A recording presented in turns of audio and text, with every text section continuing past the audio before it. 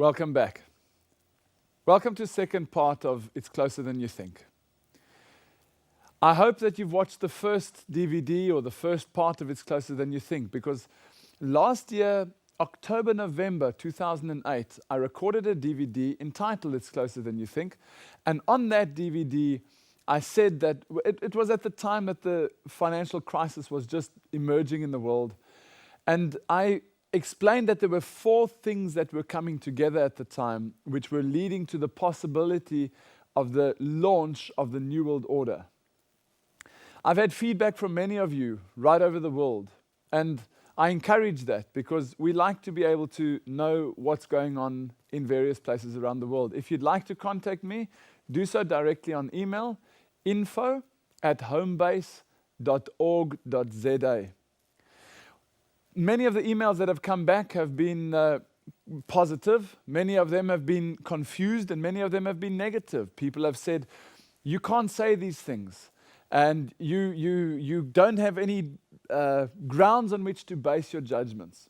So what I decided to do is come back to the studio and record for you the update to the first part.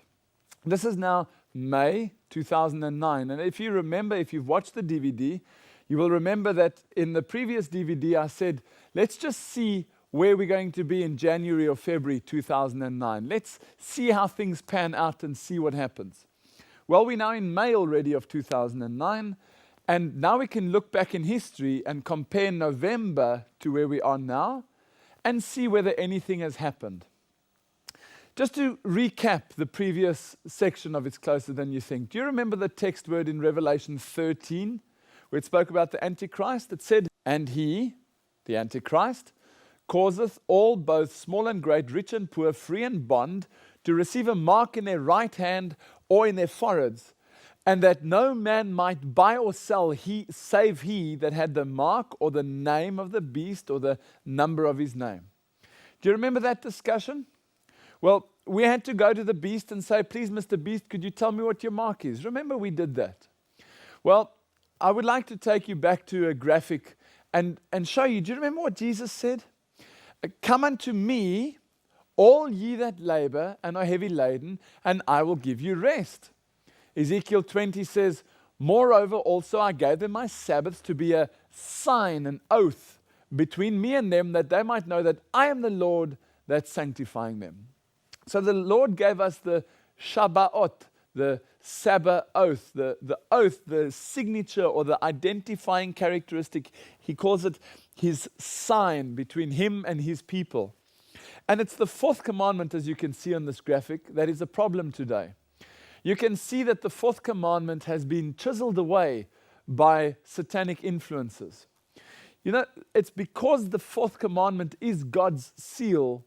That's why Satan needs to remove it, because it proves his authority. And it's always amazing for me when I read the commandments to see how the one commandment that says, remember the Sabbath day, is the one commandment Christians want to forget.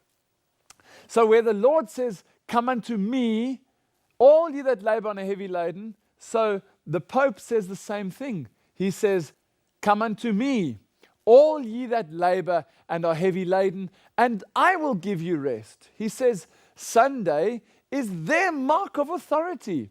The church is above the Bible, and this transference of Sabbath observance is proof of that fact. And the Pope demands respect for Sundays. So where the Lord's asking you for Sabbath worship, the Pope is saying, I want Sunday worship. And can you remember the colors that we were discussing? We were discussing certain elements about why the papacy would want this. Well, that's the question. The question is, why?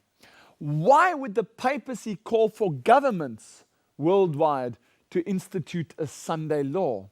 Well, would you remember? Why would the papacy call for governments worldwide to put in civil legislation about Sunday law? Do you remember we looked at Jesus' colors, and Jesus had 3 colors? And then we looked at the Antichrist, and he had 2 colors? Well, here's a graphic looking down inside St. Peter's Cathedral, down towards Bernini's Canopy. And you'll see the red and the scarlet. In other words, I beg your pardon, the purple and the scarlet. And you'll see the scarlet, the cardinals are even sitting in the form of the Baal Hadad, right? That sun symbol that I've explained over and over in my lectures. In the middle there where the altar is, that's where the Eucharist would be. That's where the Baal Hadad, the center would be of the Baal Hadad. So the colors of the Vatican, besides the white and the gold and the black, etc., the colors of the Vatican are exactly what they are according to the Bible, purple and scarlet. Now, two questions I have. Number one, can you remember what color was missing? Can you remember it was the color blue? Now, everything that God has, Satan steals and he manipulates it for himself. And do you think Satan would be satisfied if Jesus, God's high priest, the Christ, has got three colors? Would Satan's high priest, the Antichrist, be satisfied with two colors? No, obviously not. So my question is, how is the Antichrist going to bring in the color blue? Do you remember what the blue stood for? It was for the obedience to the commandments of God. It was a symbol of obedience. So blue in the Bible is obedience to the commandments and the law of God. So if the papacy wants the blue, it's going to mean that he has to be subjective to the authority of God, which he can't do. So he cannot have the blue. But my question remains, how is he going to bring in the color blue? Do you remember blue laws? Well, I give you you can go and look in any encyclopedia you want, but I'm using a free encyclopedia, Wikipedia, that you can also go and have a look there. And you'll see that it says blue law. A blue law is a type of law designed to enforce moral standards, particularly the observance of Sunday as a day of worship or rest, and a restriction on Sunday shopping. Last time in the previous DVD, I actually asked you, go and have a look. Well, I'm actually bringing it to you now because that way it's easier. It's all on one DVD. So a blue law is a law governing restrictions on Sunday shopping, Sunday legislation, somehow to protect Sunday. Now, David Rockefeller had this quote, and he said, "This present window of opportunity during which a truly peaceful and interdependent world order might be built will not be open for too long. We are on the verge of a global transformation. All we need is the right major crisis, and the nations will accept the new world order." So what they need is the right major crisis. Now, how do they do that? That means they have to create the right crisis. If you want to make sure you get the right crisis, it means you have to create the right crisis. And if I take you to the the council, the Supreme Council of the 33rd degree of the ancient and accepted Scottish Rite of Freemasonry, you can see in the middle there is their slogan, Ordo ab Chaos, which means order out of chaos.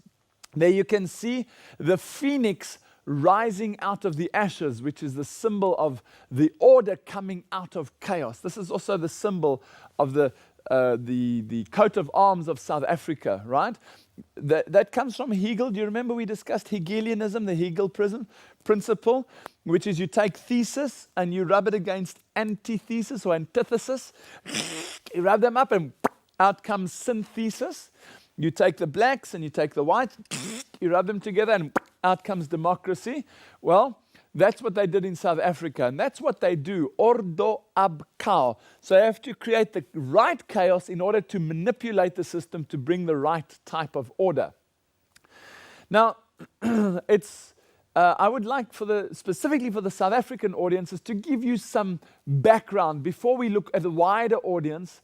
Let's look at, well, we've just been through an election process in South Africa. And we have a new president coming in, Jacob Zuma. And it's critical that we have a look at what is the belief system. What does Jacob Zuma promote? Well, directly after 1944, certain elements started to come in which weren't there as openly as before. 1994 was the date that the white government handed over to the black government. Here's a quote from 2001. Address by Deputy President Jacob Zuma, 18th of January 2001, and I'll highlight the words for you that you can see them. Africa is staking a claim for its full participation in shaping of a new world order, right? To show you that even in little South Africa, that message is also being preached. And it wasn't just in 2001 that he said it. Here's another example in 2002 where he promoted the same idea. As you can see, it's quite small writing, so I'll zoom in for you. This is the 23rd of January, 2002. Mr. President, our friendship is also strengthened by our common pursuit of a new world order that is just, fair, and peaceful.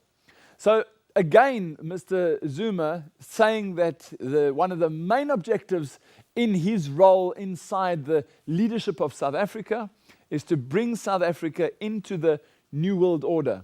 When Thabo Mbeki became president of South Africa, one of the first things he did, as you can see from this BBC News article, is that he called for a new world order. You can see underneath the picture, it says, the new president of South Africa, Thabo Mbeki, has called for a new world order responsive to the needs of the poor.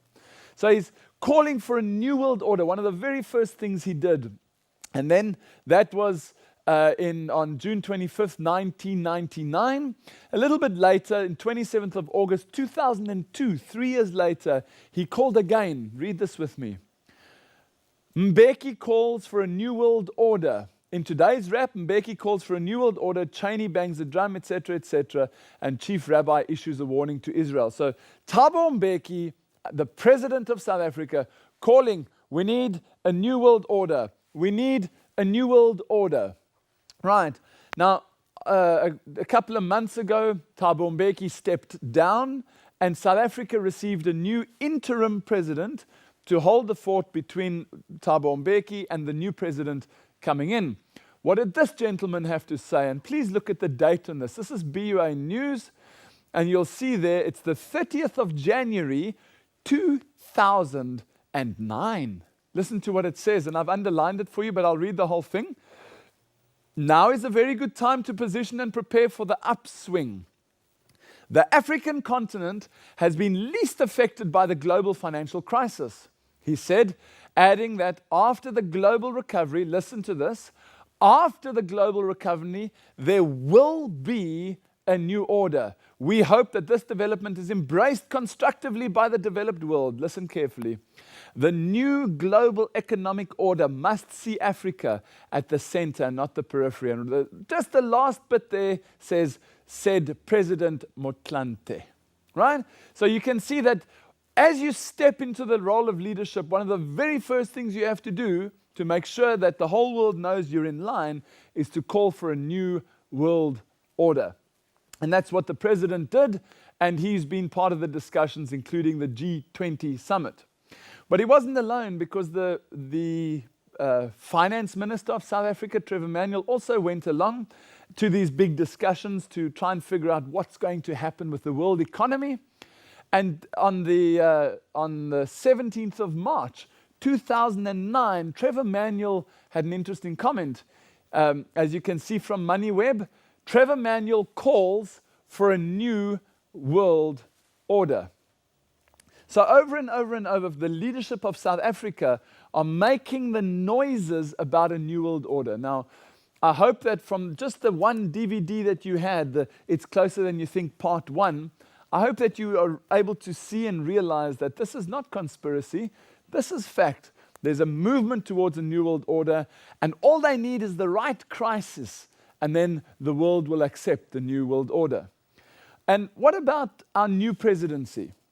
What's going to happen with Jacob Zuma as a president? Well, in South Africa, one of the things that has happened with this democracy is, especially Christianity, but religions have been eroded, right? The importance of religion has been eroded.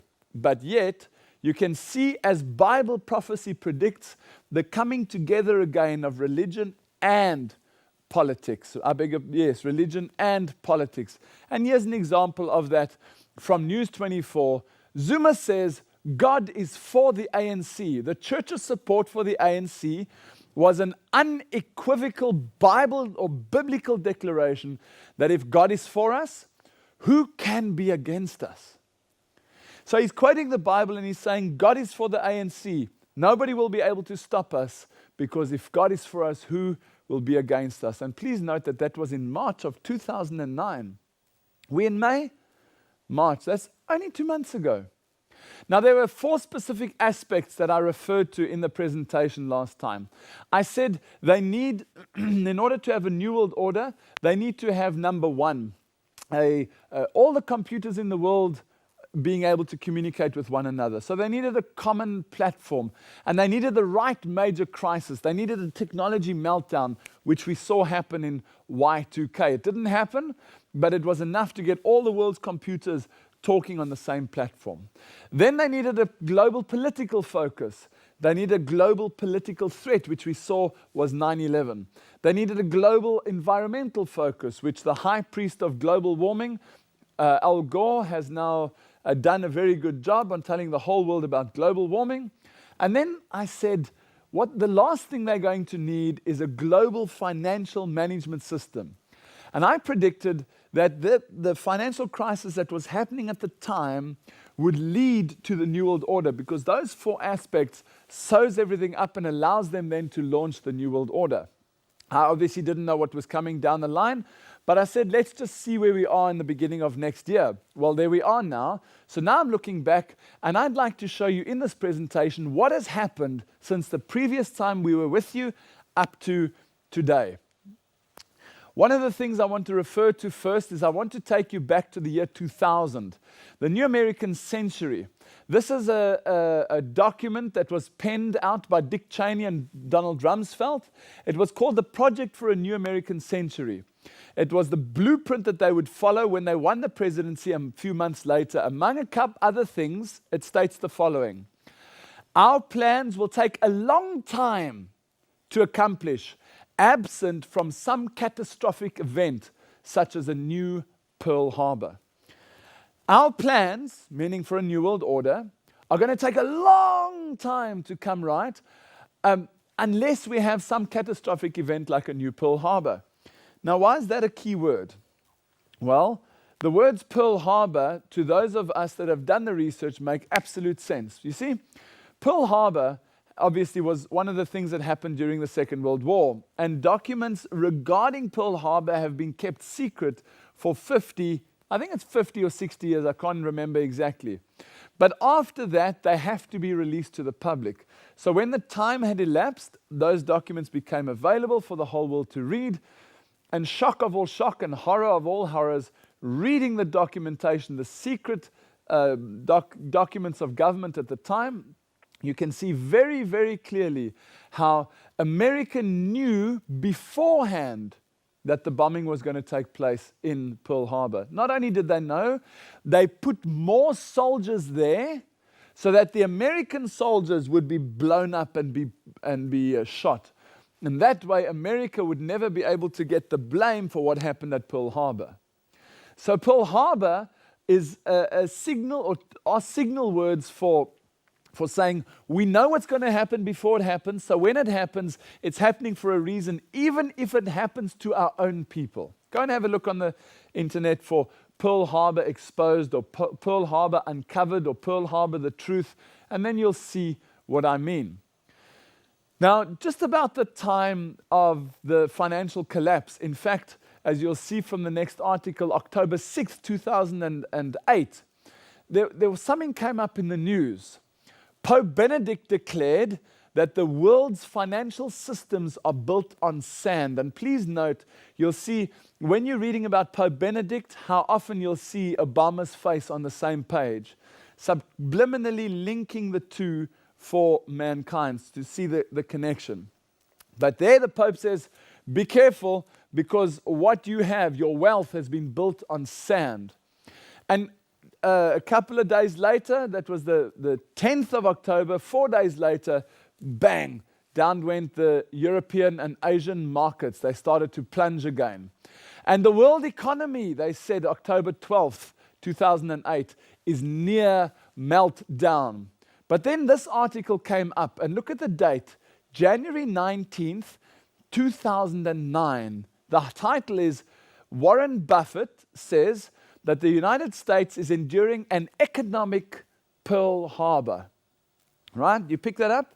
Warren Buffett, a billionaire investor, says that the United States, what you're seeing with the collapse of the global economy and the collapse of the American economy, this is an economic Pearl Harbor, which, as I've just explained, means they knew it was going to happen before it happened. They put their money into specific areas so that it could create a collapse. Somebody pulled the plug, somebody gave the signal, and the soldiers in Pearl Harbor were shot. Somebody pulled the plug, and down went all the markets around the world.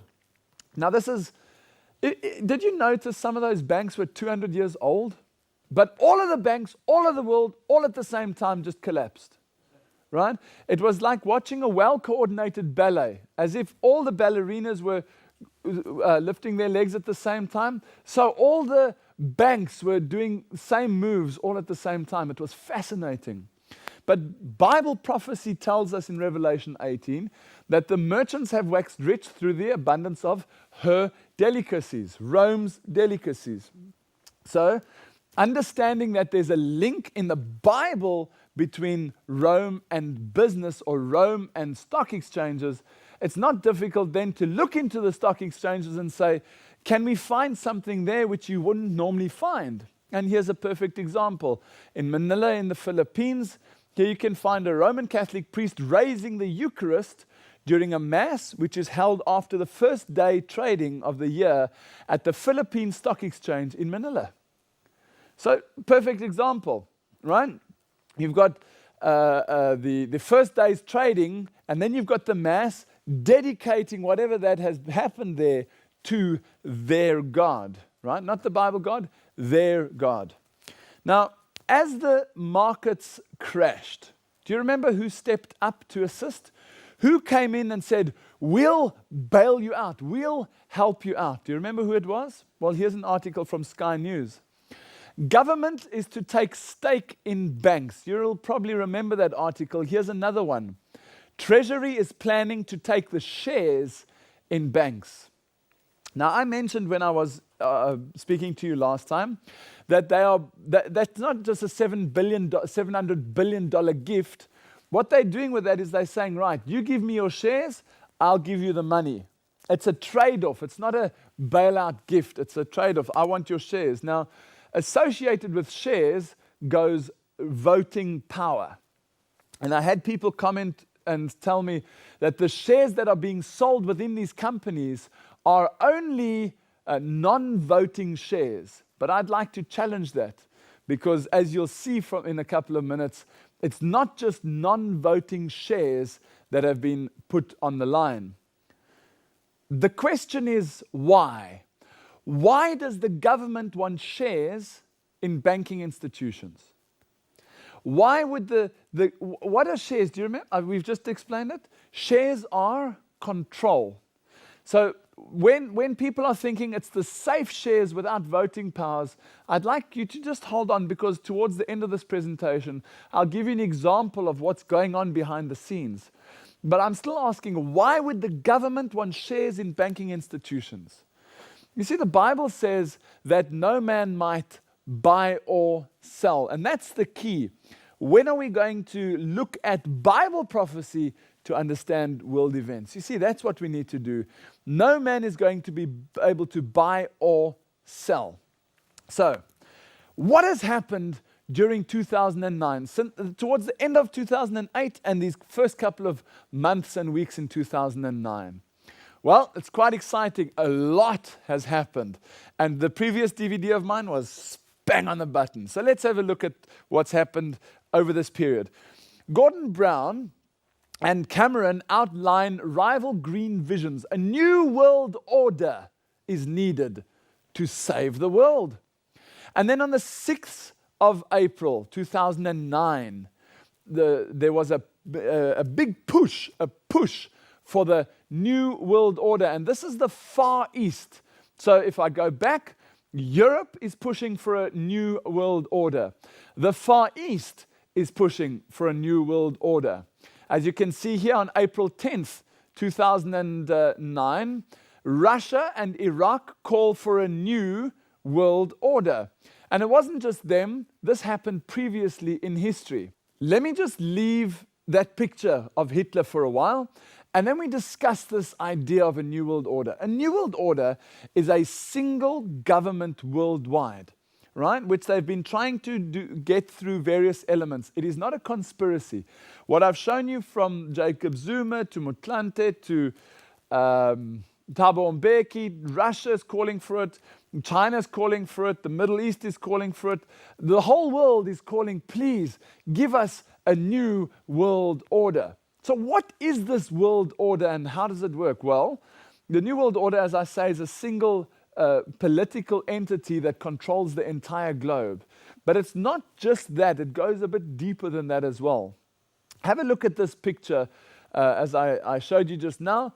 As you can see, this is Hitler greeting the Catholic Church. In fact, these Catholics were very supportive. The Catholic Church was very supportive of Hitler. Here you can see where he holds these big speeches and he has the thousands and thousands of people standing to his attention. He greets the Pope himself and has the support of the highest authorities within the Vatican. Here's an interesting picture.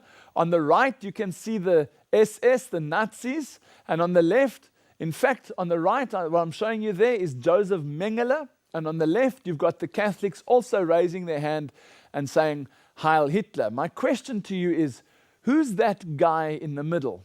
You might not recognize him, so I'll make it a little bit clearer. That man in the middle was a young man called Joseph Ratzinger, who now today is known as Pope Benedict XVI.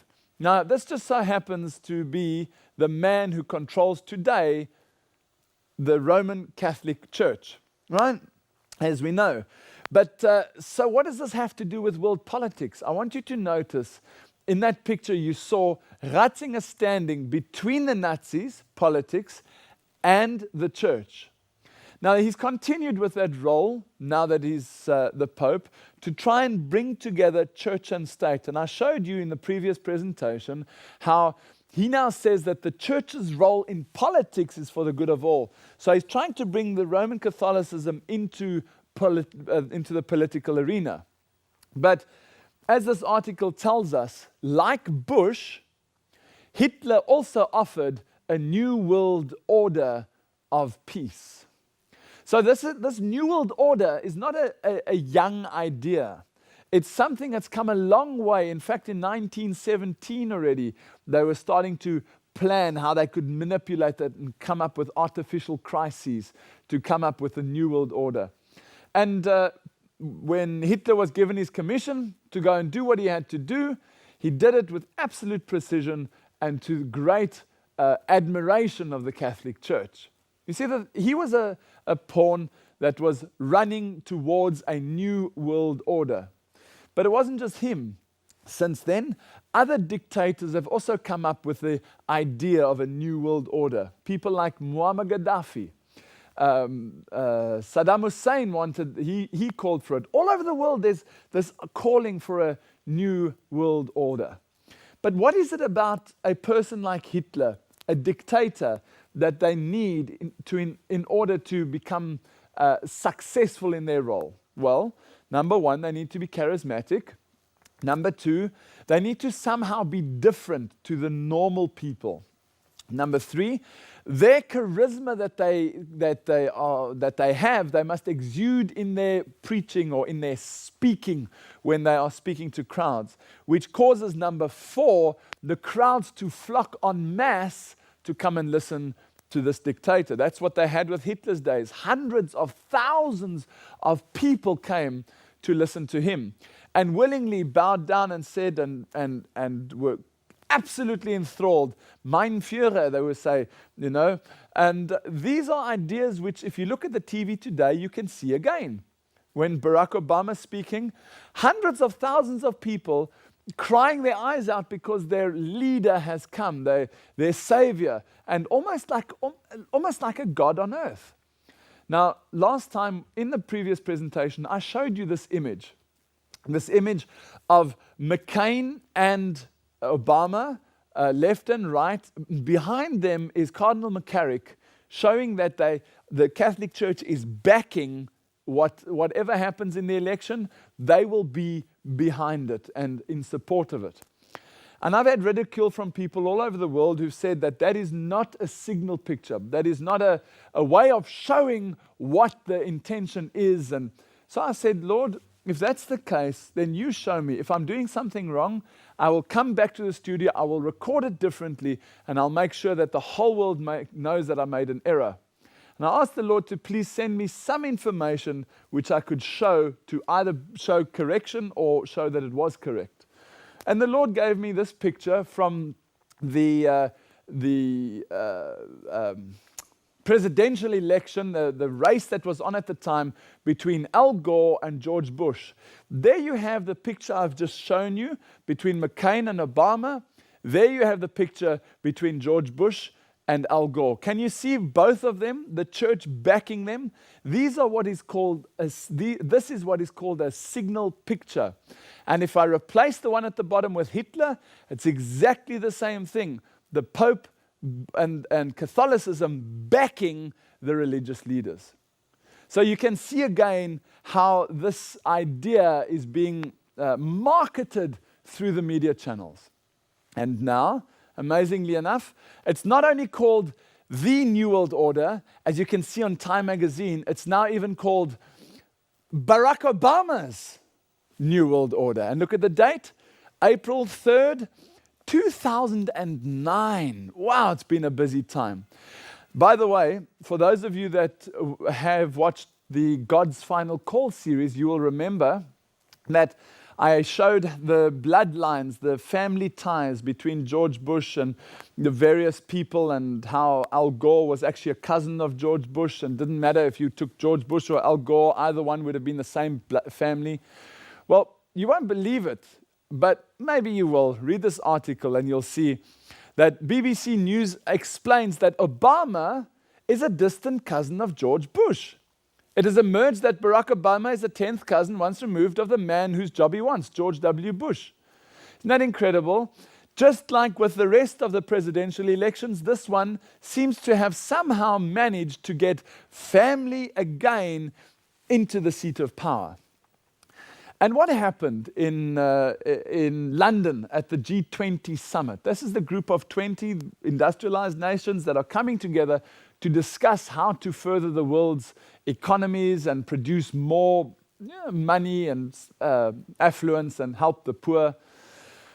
Well, at the time of the G20 summit, the crash had happened 4 months before that, 5 months before that. So when they got together in April, end of March, beginning of April it started, for those 2 or 3 days in London, the main agenda was about this financial crisis. And as you can see from Yahoo News, quite clearly, the decision was that the G20 is going to order spending to usher in the New World Order. So the decision made at the G20, what I was saying last year is I was saying the last thing they need is a financial crisis.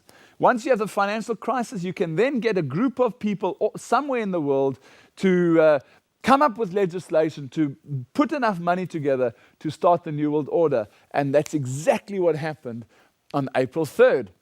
Right? You can see from brisbanetimes.com.au that the G20 was even planning the New World Order.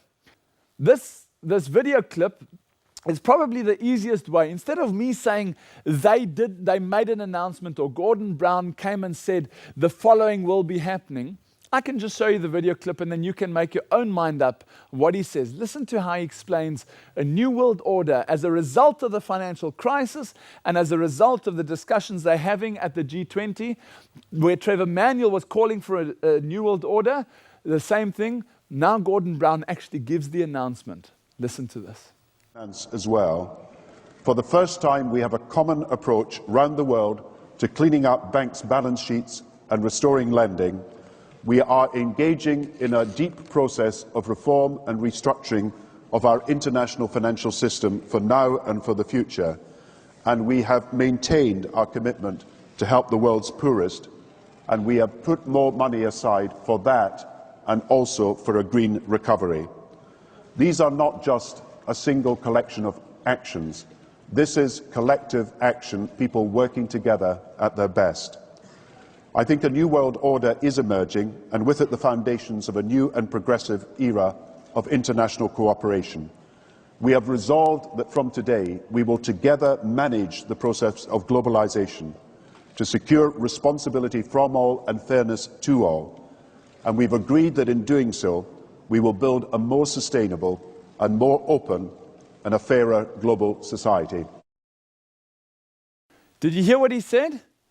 A new world order is finally emerging. They've been trying and trying and trying and trying. And now they've been able to, with the financial crisis, manipulate it to such an extent that now the new world order is in place. All they will need is the International Monetary Fund to take the position and lead the world to the submission of the World Bank. So they'll have to bolster the International Monetary Fund to take on more responsibility. And that's exactly what happened at the G20. But it was interesting for me to see on the 1st of April in 2009 how CNN was actually saying that the crisis may result in the New World Order. Look at this. You can see CNN.com, crisis may lead to a new world order. And then look at this. These are the words that if you're in the inner circle, you understand exactly what they mean. 3rd of April 2009, a new world order emerges from chaos. Order out of chaos. Ordo ab chaos. The new world order emerges out of chaos. It's actually very sad to see how simple it is. But if you don't understand the language, it doesn't mean anything. And because of what happened there and the bolstering up, the quadrupling of the billions of dollars. I think the IMF was supported with 250 billion. They pushed it up to 500 and then up to, I think it's $1 trillion or $750 billion. There's a new level of responsibility from the International Monetary Fund. And I said that what we will need is a central management system, a central banking management system, which I believe will be headed up by the International Monetary Fund. And now people like Michael Hudson are able to write something as clearly as this to say, the International Monetary Fund now rules the world. So there you have it. Some of the many things that have happened during the last couple of days and couple of weeks. One other interesting thing that happened at the April talks in London, the G20, was that Russia and China started to call for a global currency. Here you can see the article. This is Medvedev, the leader of Russia, talking about a super currency. They want a super currency worldwide. Now, as you know, probably the dollar is generally the currency that supports all other currencies. And when they said this, they thought that America would go up in smoke and say, you can't do that. We want the dollar to be in place. And you know what happened? Read this article. Right? You can see there, this is the 27th of March, 2009. The US backing for world currency stuns the markets. See, what happened is, when they started calling for a single world currency, they thought there would be a big uproar. But no, America, they were busy with a new Pearl Harbor, so they said that's exactly what we need. We need a new global currency. And come on, let's discuss this. And that shook the markets because they thought that that was the last thing America wanted. So in America, we're looking at a currency. Do you remember what it was? I showed you last time, the Amero. We've got the euro. We've looked at that. What about Africa? Do you think Africa might have its own currency? Well, obviously not, I hear people say. Absolutely impossible. Do you remember I explained the 4 sections? You have got the European Union, the African Union, the Pacific Union, and the European Union. Right? Well, those 4 sections are going to channel the world underneath this one world government. But at the moment, we don't have an African Union as such. There's not, like the United States of America is a sort of a union. If you bring Canada and Mexico in, you've got a whole continent under one union. So how are they going to do that for Africa? Well, the first thing they have to do is call for a single African currency. And when did that happen? Have a look at the article. Africa seeks a single currency. Right? Interesting to see the comments there. And when did that happen? You see it under the word Africa? March 8th, 2009. Sunday Nation, Sunday, March 15th, 2009. Africa is now going to adopt a single currency. So just like I said, we're going to, remember I gave you the article about SADC getting rid of passports? Well, not only are they going to get rid of the SADC passports, but it looks like it's going to be a single currency. But how are they going to patrol the borders with this? What they have to do is they're going to have to somehow change the African Union into something more powerful. Did that happen? Well, have a look at these couple of articles and you'll see what happened late last year. 29th of August 2008, Muammar Gaddafi was made Africa's King of Kings. A meeting of more than 200 African kings and traditional rulers has bestowed the title of King of Kings on the Libyan leader Muammar Gaddafi. Do you know anything about Muammar Gaddafi? Do you know that he's not really in for democracy, right? This man is a dictator. And Africa, the whole of Africa, has said, you are King of Kings, sir. Wrong answer. I have one Lord of Lords and one King of Kings, and that is my Lord Jesus Christ. But when it comes to African politics, it's different because now he's the King of the Kings of Africa. How does this affect the African Union? Well, interestingly enough, on the 3rd of February 2009, the following article came up. Gaddafi, who is now the new African Union chairman, will seek a single state. Oh, is that possible? Gaddafi, Muammar Gaddafi, now that he's in charge of the African Union, are you going to look for a single, like a United States of Africa? Is that possible? Well, read the next article with me and you'll see this happened on the 2nd of February this year. African leaders strike a new deal on a union government. Listen to these words.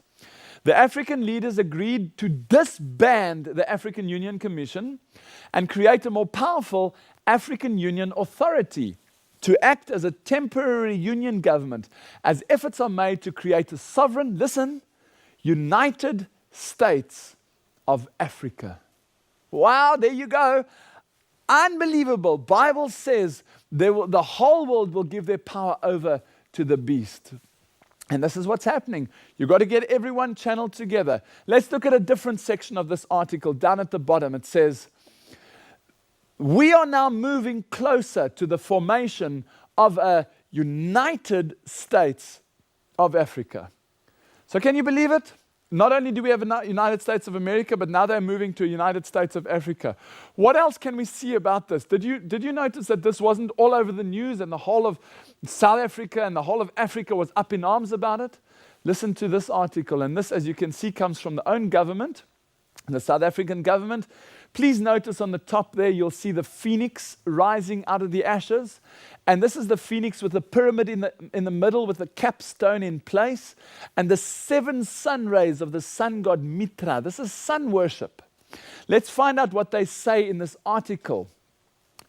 The body will be headed by a president and a vice president. And the commissioners will become secretaries charged with portfolios. So this United States of Africa is going to have a president and a vice president. Just like the United States of America. That's where they are leading us. And that's why we now need an African currency, one currency for the whole of Africa. And what do you think Gaddafi thinks about this? Because South Africa is going to have a democracy, and Zimbabwe is going to have what they're doing, and so is going to have what they're doing. And then, quite interestingly enough, this is all happening in a very short space of time. Listen to this article. Right?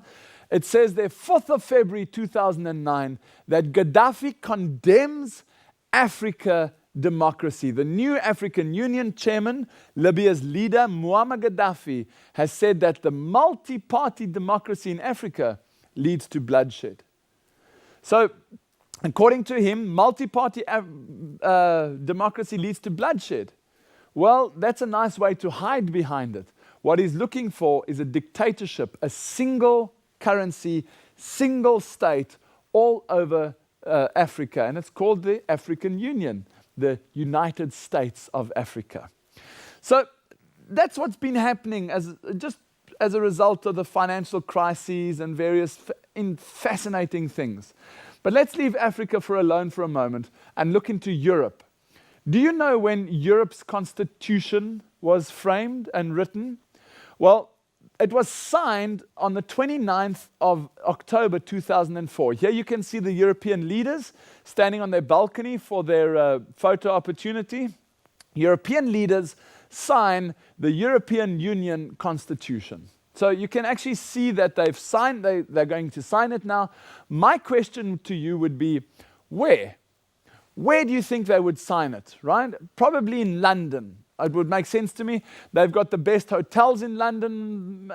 They've got some nice ones in France, but they've got big conference facilities. So I wonder where they would hold it. Would you like to know where they held it? Where did they do the signing of the European Constitution, the European Union? Well, have a look at this photograph and you'll see the room. This is the actual room where the European Union Constitution was signed. Do you notice the color of carpet that all of the delegates are sitting on? Do you notice the color?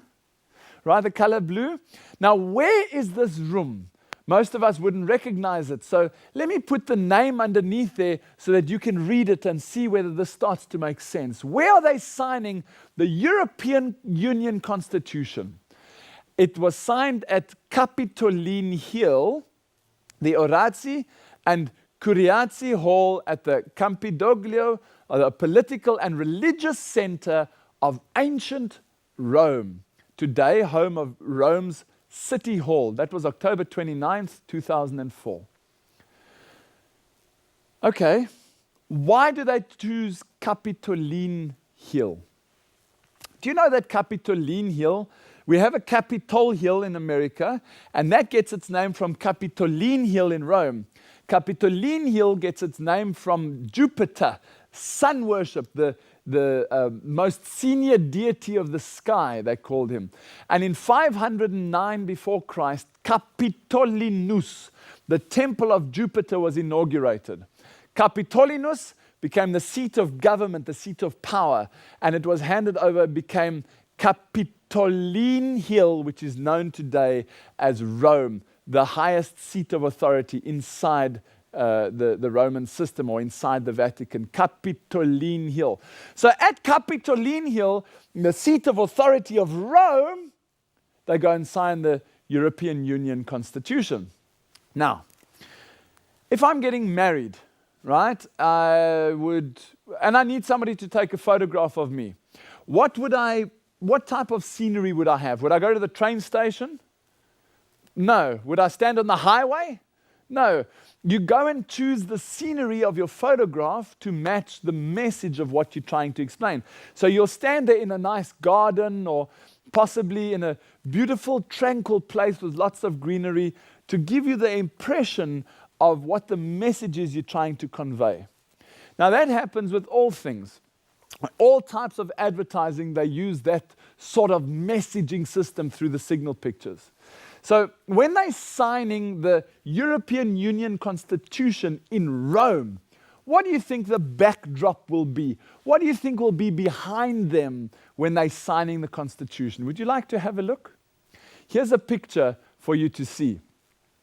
There you can see sitting on our left is the United Kingdom's Prime Minister Tony Blair signing the European Union Constitution. What do you notice behind Tony Blair? Can you see it's that giant figure of the papacy? Here's another picture. Here you can see some other people signing it, the Belgian Prime Minister, Guy Verhofstadt, and the Foreign Minister, Karel de Gucht, also both signing the European Constitution in front of the papacy. Now, think about it. What's being said here, oh, and by the way, just go back for a moment and have a look at the color. Notice, let me go back. What is the color of the table? What is the color of the chair? Can you see a common link here? The common? Well, what are they trying to show you here?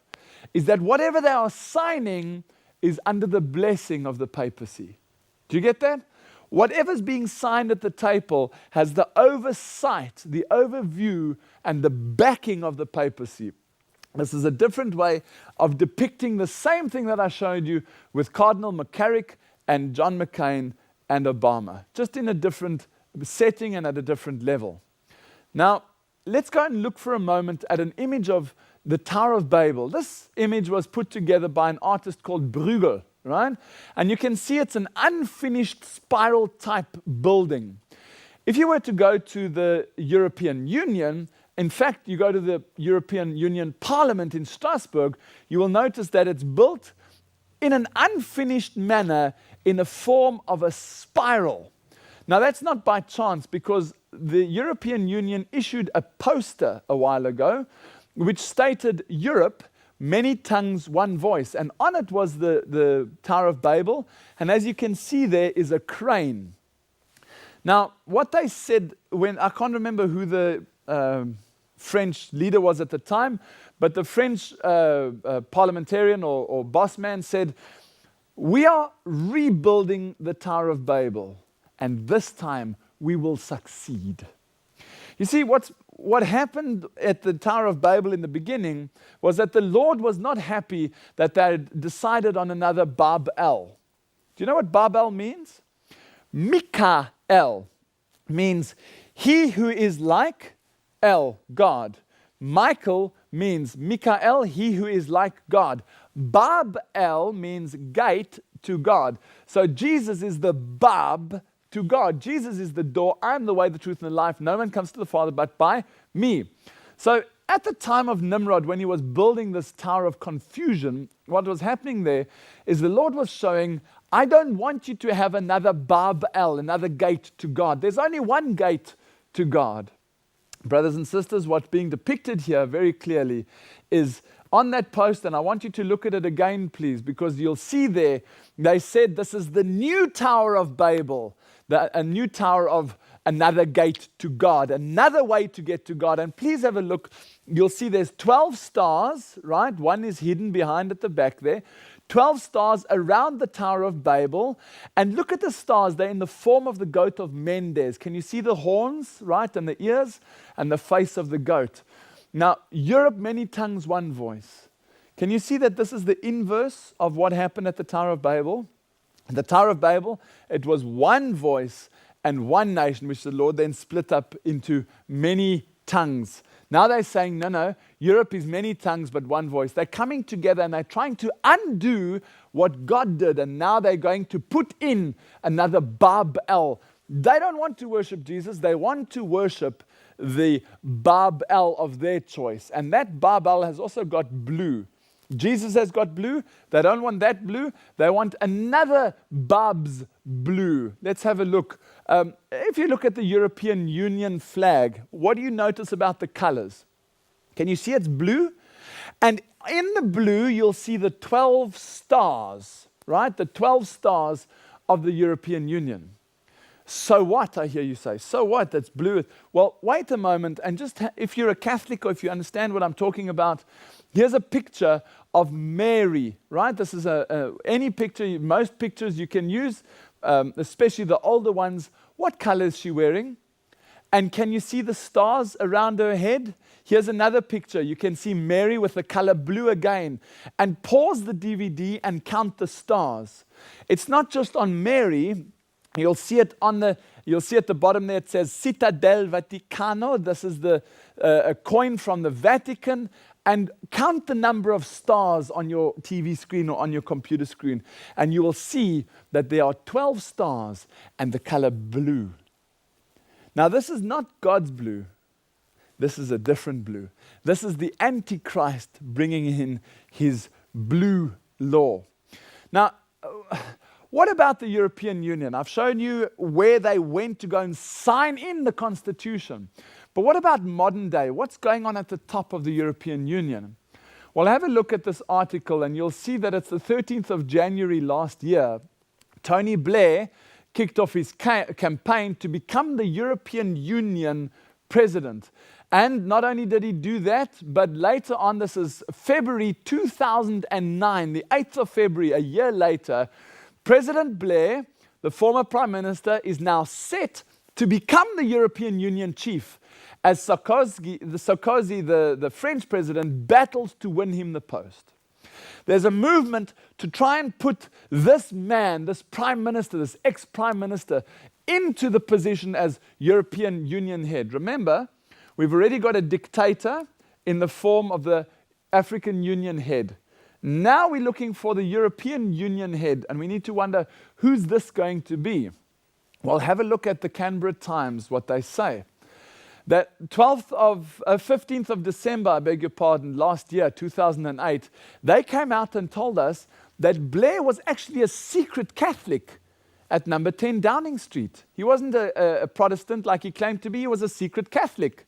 And then 22nd of December 2007, what had happened then was Tony Blair had joined the Catholic Church. Former Prime Minister Tony Blair left the Anglican Church and has become Roman Catholic.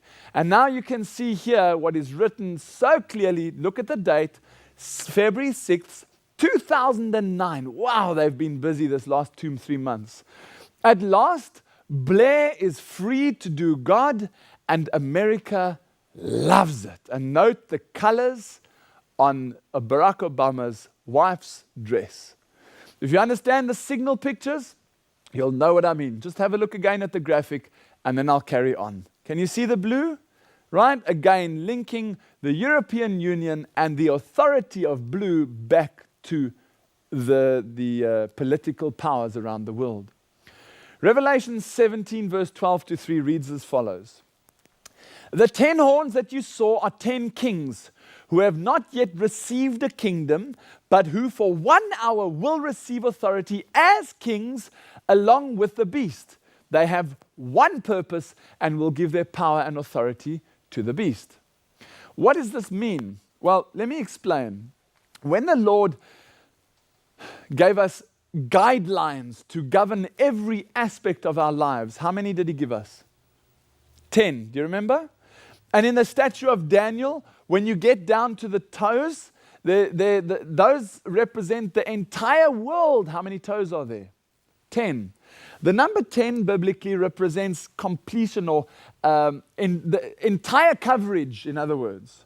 So what the Bible is saying here is those 10 horns, and let's go and read it together again. The 10 horns you saw are 10 kings who have not yet received a kingdom. What the Lord is trying to explain here is that in the world, there will be at the end of time, the whole world will be waiting to receive power. Now, I am an employer. I employ somebody, he is my employee. At the end of the week or at the end of the month, that employee comes to me and asks me for his salary. I then decide if I want to give him his salary or not. Question, who's more powerful, him or me? Obviously him, right? No, obviously me, because he receives his salary from me. Now listen to these words again and let's see if it makes sense. The 10 horns which you saw are 10 kings who have not yet received a kingdom, but who for 1 hour will receive authority. They will receive their salary as kings along with the beast. So they will receive their payment from the beast. Now listen, they have one purpose and will give their power and authority over to the beast. So just like my employee receives a salary so that he can generate money for the business, so these kings and these kingdoms will have one power. They will receive power from the beast and they will give their power back to the beast. Does that make sense? But the very next verse is absolutely critical, otherwise it doesn't make sense. Read with me what it says. These shall make war with the Lamb, and the Lamb shall overcome them, for he is the Lord of lords and the King of kings. And they that are chosen with him are called and chosen and faithful. You see, the question here is, what's going on? Why are they fiddling with this blue, the Sunday law? Why are they writing the Constitution? And what's all this blue stuff? you've got to realize that the Bible is warning that there will be a war against the Lamb. This is not our war to fight. This is Jesus' war to fight. We are his people to show the world the character of Christ. That's our role. And to spread the gospel of truth all over the world. But there's a war on, and there are those that believe that Satan is going to win the war. That's one of the biggest lies and deceptions inside these secret societies, is they believe that Jesus is literally going to win. But thank the Lord, we've got the Bible, and we can read the last couple of chapters, and we know Jesus wins. You see, these powers, as it says in Revelation 17, verse 14, these shall make war with the Lamb, and the Lamb shall overcome them. You see, they're not having war with us, they're making war with the Lamb.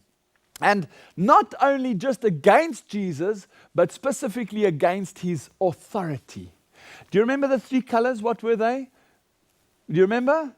Blue and purple and scarlet. Blue, purple, red. And the two colors of Rome, excluding the blue. Well, it's going to be through civil legislation, like the European Union, that the blue is going to be brought in. It's going to be through the American Union that the blue is going to be brought in. It's going to be through the African Union that the blue is going to be brought in. But what's happening around the world at the moment? Here's an article from 2007, November. German unions and churches form alliance against shopping, Sunday shopping, I beg your pardon. They form alliance against Sunday shopping. And I just read what's underlined. To shop or not to shop on Sundays. The seventh day, wrong answer. Sunday's not the seventh day. The seventh day should be devoted to the family. I agree, that's the Sabbath. The Protestant Church of Berlin has joined forces with the Catholic Church in the capital to seek an injunction from where? From the Federal Constitutional Court to keep shops closed. You are desecrating the day of the Lord and breaking the third commandment. Bishop Wolfgang Huber, head of the Evangelical Church in Germany, actually it's the Catholic Church because they use the third commandment, which is actually Catholicism. This church has formed an unlikely alliance with workers' unions to keep Sundays free of shopping and therefore a day of rest. You see, the Sunday law is about ensuring that you are not allowed to do what you are doing on a Sunday. A friend of mine was preaching this message in Germany a couple of weeks ago, actually a couple of months ago now, and two people in the audience came up and told him, and unfortunately he had to leave immediately, so he didn't get a copy of it, but these people actually had received 130 euro fines for fixing their roofs. They were busy on a Sunday fixing their roof. The police came up and gave them fines for breaking the Sunday law in Germany. Can you believe it? So this blue law already exists, and they're starting to flex its wings. It's starting to be tested more and more. That article was from 2007. 2007, that's correct. Let's come a little bit closer to the middle of 2008. Right? You'll see here, Sunday shopping has been banned in Croatia. Croatian shops are to be closed on Sundays as of January 1, 2009 in concession to the Catholic Church. Listen on the right of the picture. The Croatian parliament has passed a law forcing shops. The parliament has passed a law forcing shops to close on Sundays in concession to the Roman Catholic Church. Exactly what we've been saying is going to happen is happening. And as of January 1st this year, the whole of Croatia shuts down on a Sunday. Let's bring it even closer. What about this European Union that we've been discussing? Well, there you have a copy of the original document, the European Parliament. This is the written declaration. And I want to highlight certain portions out of it. And by the way, you'll see the date just above written declaration. I beg your pardon, just below the paragraph under written declaration, you'll see the lapse date is the 7th of May, 2009. Brothers and sisters, that's 4 days ago. How close are we? Satan is trying everything he can, and somehow the Lord is holding back the wind. I don't know how he's doing it, but read these words with me. This is coming from the European Union Parliament. Listen to what it says. Whereas a work-free Sunday is an essential pillar of the European social model, C, Whereas according to European Union law, Sunday is the weekly rest day, D. Whereas the European institutions, bodies and agencies have not worked on Sundays since their creation. And number one, they call on the member states, not just the European Union, but all the states associated to the European Union. Let's read that again. They call on the member states and the European Union institutions to protect Sunday as a weekly rest day. Now, this is happening at the moment, and I haven't even had an opportunity yet to find out whether this has been passed or not. We are living at the end of time, literally on the knife edge of eternity. I think it's about time we started taking this seriously. Everything that I said might happen in my previous DVD has happened, one after the other. I am not a prophet. I would never claim to be a prophet. I just plan to carry on studying the Bible to be able to understand Bible prophecy. Because if you understand Bible prophecy, the world events make absolute sense. And I want to take you back for a moment to the discussion we had just now, when we were talking about why does the government want to own shares in the banks in order to stop you from buying and selling? Do you remember that? Well, one of the groups that was nationalized in America was the world's largest bank called Citibank. And the argument I received was they're not giving the government the voting shares. They're giving the government the non-voting shares. That's not true. And you'll find out from this article from CNBC that the US government agreed to boost its stake in Citigroup to as much as 36%. Shoring up the bank's capital and taking on far more control of the ailing banking giant. Listen to what happens here. The government is the new boss, said Mike Holland, the founder of Money Manager Holland in New York, very influential company. Listen, every major decision inside Citibank is something that is not going to come out of Park Avenue, which is their head office, but is something that's going to come from Washington, D.C. Every major decision within the bank is not going to come anymore from the Park Avenue. It's now going to come from Washington. So if America decides to keep the Sunday law, Washington will shut down Citibank in a wink. The decisions are no longer made by the shareholders, they are now made by Washington. And this has been done all over the world. All over the world. And that's why the statement on this Business Times article is so true. If you think your cash is safe, think again. Beware of your bank. Can you imagine there was a realization of what's going on? And people started to realize they needed to withdraw their money. There would be an international run on the banks. And people, just say for example in Australia, everyone in Australia got wind of the panic, or in America, and they ran to the banks, and everyone wanted to withdraw all their money. Do you think they would be able to maintain that, to manage that? Absolutely not. They've only got a very small percentage of the money, the value that they have in the bank. They've only got a very small percentage in liquid cash. So if you were to go and draw your money out, and your neighbor, and their neighbor, and all their brothers and sisters, they would immediately close the doors because they don't have enough cash to give the people. And that's why there are laws now in place that they can shut down your bank account in a heartbeat, depending on how you are recognized, or what's going on with you, or what the government situation is, or whether there's trouble in the government. Now, I'm in Australia at the moment, and I'm doing this recording here because I have some very interesting information which I want to share with you, especially for the Australians. And you will know the Commonwealth Bank of Australia, one of the most famous banks in Australia. I think the most famous bank. Now, there's a whole, when you go to the bank, you get lots of brochures and pamphlets and things. If I want to open up a credit card, I get lots of little pamphlets and things I'm supposed to read. How many of you read them? All of it, with its fine print. None of us read that stuff.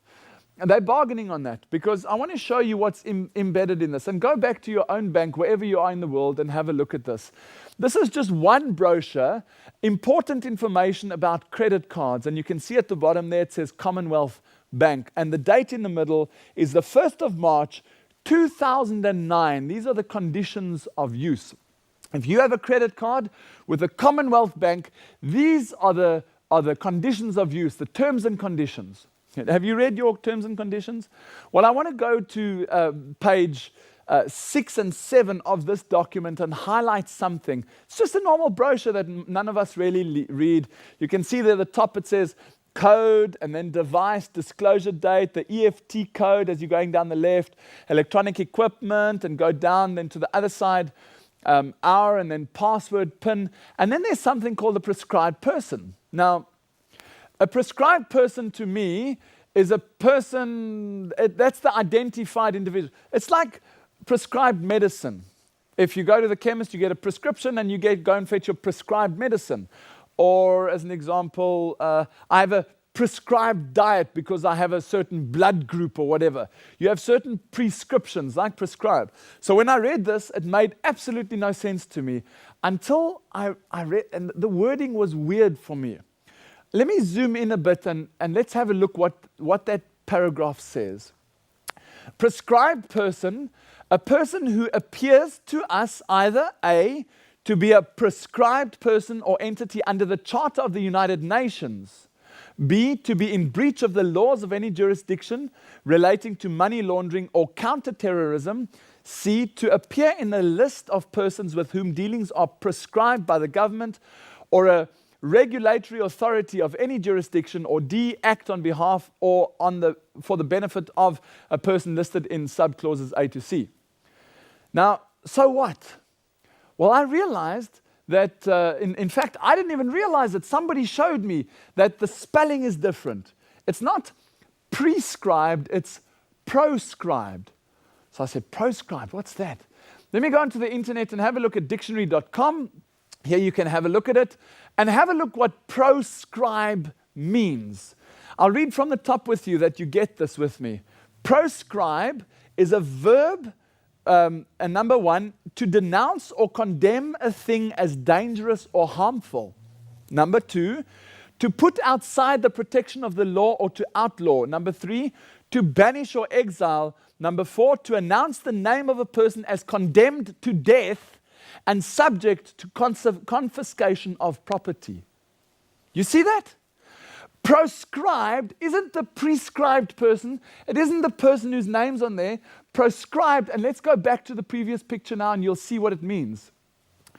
Proscribed person is a person, have a look at the fourth one there, who is condemned to death or has subject to confiscation of property. Let's go back again. A prescribed person is a person who appears to us either to be a prescribed person or entity under the Charter of the United Nations. Can you see what they're doing here? They are starting to associate the banks to the United Nations. I said this was going to happen last year in November, and boom, there it is. The documentation coming out saying now the United Nations is going to become that central controlling hub of who is a terrorist and who isn't a terrorist.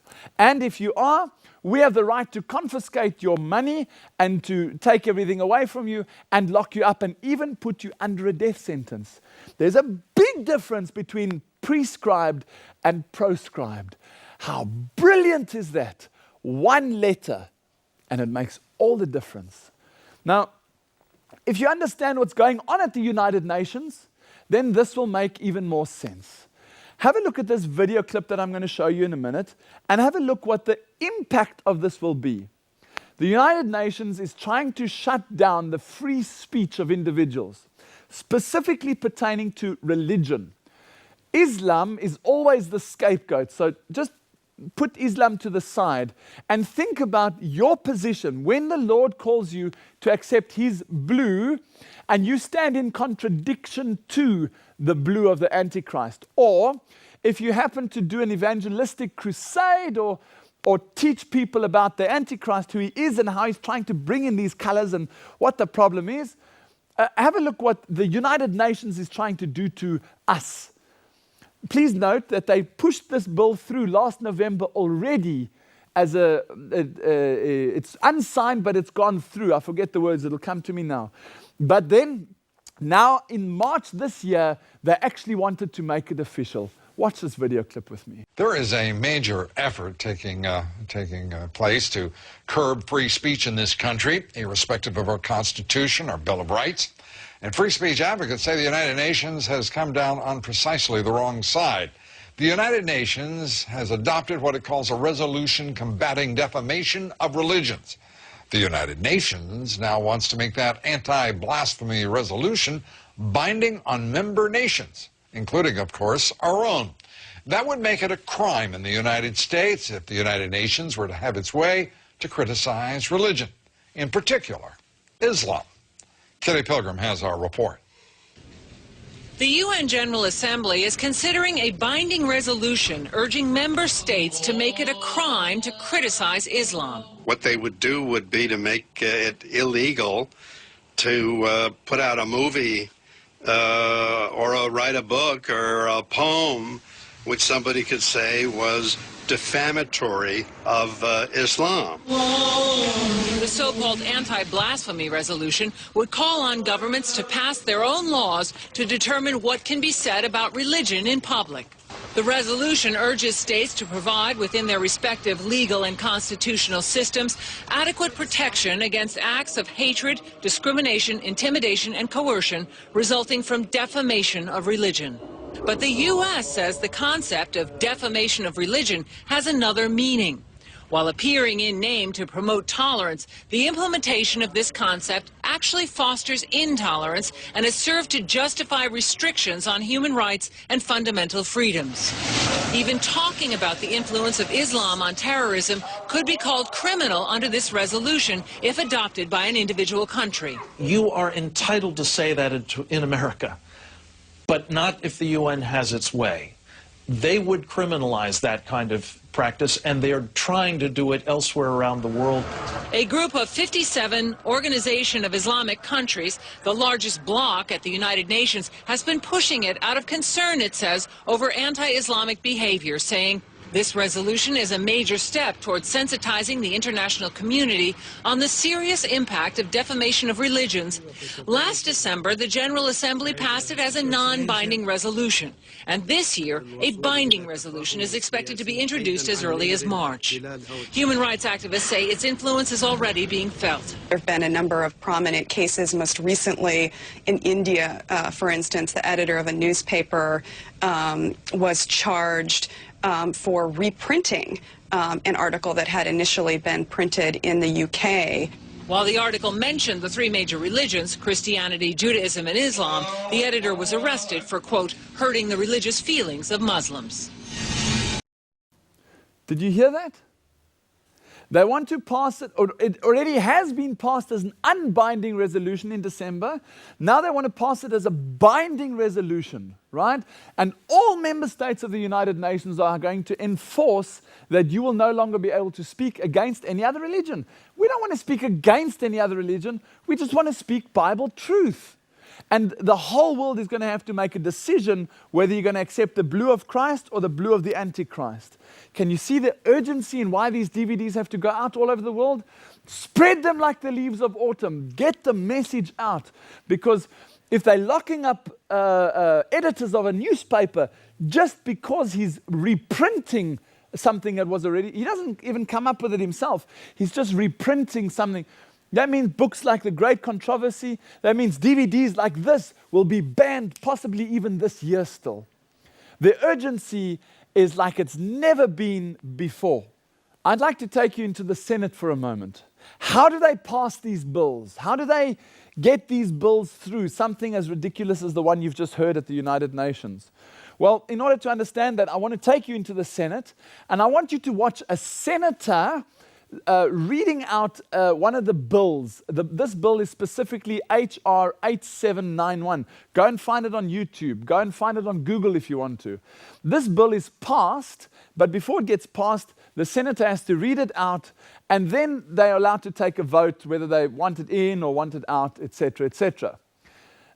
Just listen to the wording of this bill, right? When you're listening, this is the first time the senator is reading it, and you'll find that a whole lot of the information is sensitized because it's the Homeland Security and Anti-Terrorism Bill. So there's a whole lot of information which he says, oops, sorry, that's classified. But I want you, and I'm going to ask you now already, once you've watched it, go back and watch it again and go back and watch it again. You'll hear there are things such as, this is a bill to protect against flesh eating. You'll see that there's things in there about the outbreak of certain classified, etc., etc. Just listen to the words of this. I'm going to try and let it play all the way through, but if I have the inspiration to stop, then I'll have to stop it just to tell you something. But one other thing I want you to look for is that the senator gets to a point where he is reading through this bill and he says, oh, right? I'm not going to repeat the words because it's blasphemous, but just listen to the surprise in his voice when he sees what he's not allowed to read. We don't know what's in there, but you can just imagine. Listen to this bill.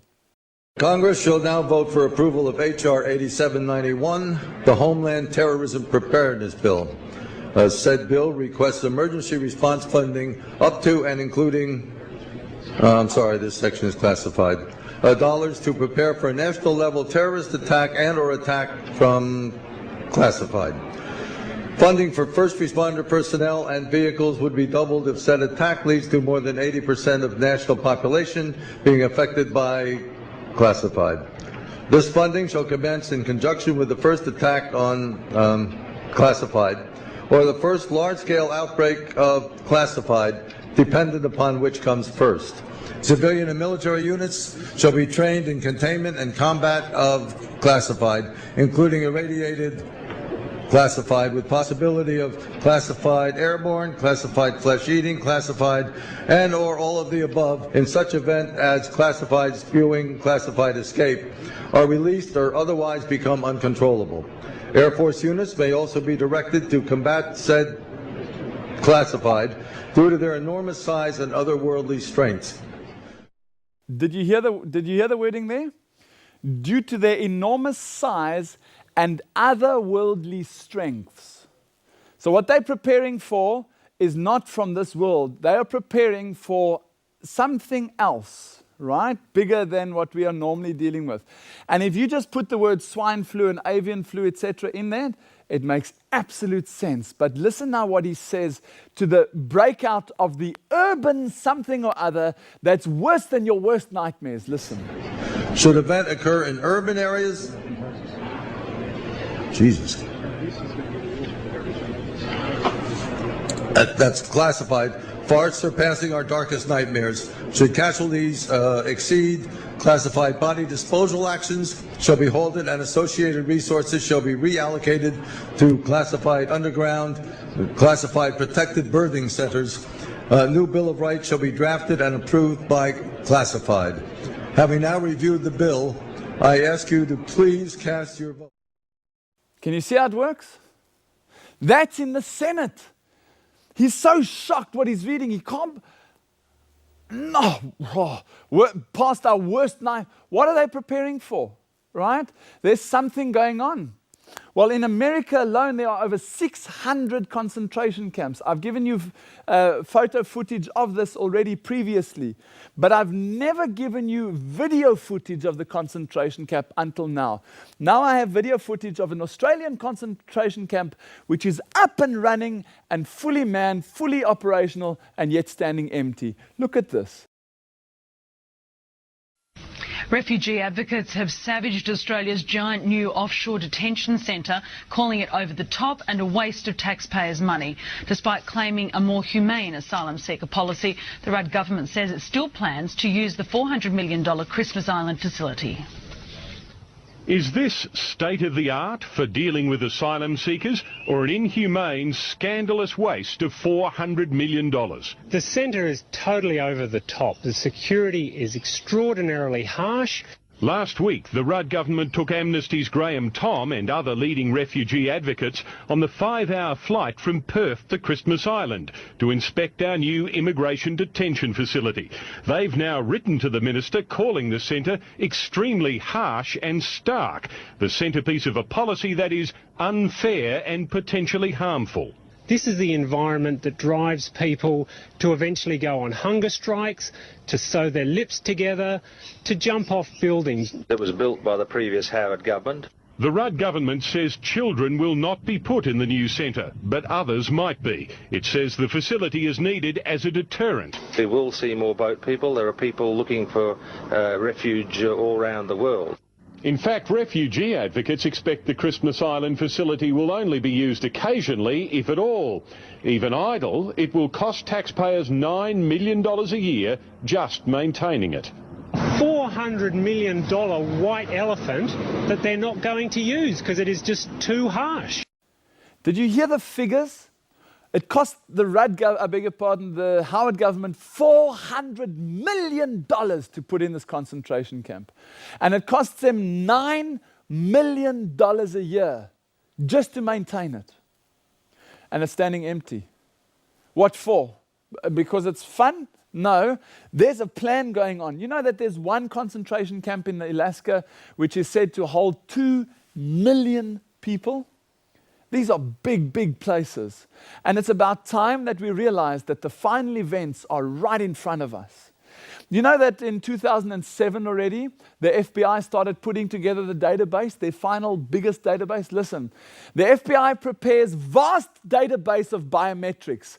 The $1 billion project is to include images of irises and faces.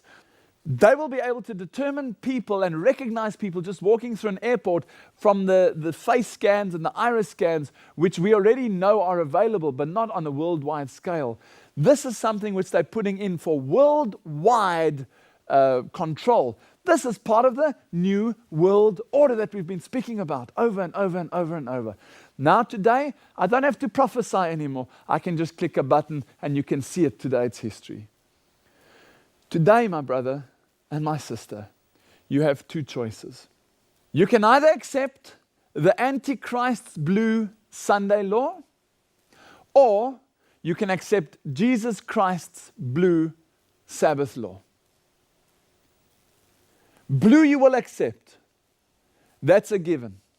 But are you going to willingly say, Jesus, I love you, and if you love me, keep my commandments? That's what he says. So if you love him, you keep his. Or are you going to reject it and literally accept the frontal lobe decision of accepting the blue Sunday law?